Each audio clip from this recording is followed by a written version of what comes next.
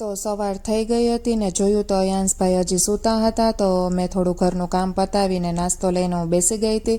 તો નાસ્તામાં મેં આજ રોટલીનો ચેવડો ને ચા લીધા હતા, ને ત્યારબાદ થોડી વાર પછી અયાંશ પણ ઉઠી ગયો હતો, તો એને પણ મેં બેસાડી દીધો હતો નાસ્તો કરવા માટે, ને એને આપી દીધું હતું મેં એક બનાના કટ કરીને.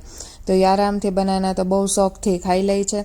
ને પછી લંચમાં મેં આજ કોબી બટેટાનું શાક, રોટલી, દાળ ભાત, છાશ અને ગ્રીન ચટણી હતા, તો એ અમે લોકોએ કરી લીધા. ને અયાંશને મેં રોટલી દાળ હારે ચોળીને આપી દીધી, ને કોબીનું શાક પણ આપ્યું હતું મેં એને ટ્રાય કરાવવા માટે. તો એમાંથી બટાટા ખાઈ લે છે, પણ કોબી જે છે એ મોઢામાંથી ધીમે ધીમે કાઢતો હતો ને ઉડાડતો હતો બધાયમાં. જે હતું મારે એકટાણું, તો સાંજે મેં બનાના ચિપ્સ ખાધી ને ચા પીધી, ને અયાંશ માટે ખીચડી બનાવી દીધી હતી, જે મેં એને ખવડાવી દીધી છે.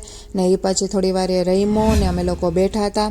પછી ઘરમાં એક પાઇનેપલ પણ પડેલું હતું, તો એમ થયું કે લાવ આ પણ કટ કરી લઈએ, તો અંદરથી બહુ સ્વીટ નીકળ્યું હતું ને સરસ હતું. તો અયાંશને પણ અમે લોકોએ ટ્રાય કરાવી, ને પાઇનેપલ ખાધા પછી થોડી વાર પાછું એ રમ્યો. તો બસ આજ માટે આટલું, મળીશું ફરીથી, ત્યાં સુધી બધાને રામ રામ ને જય શ્રી કૃષ્ણ.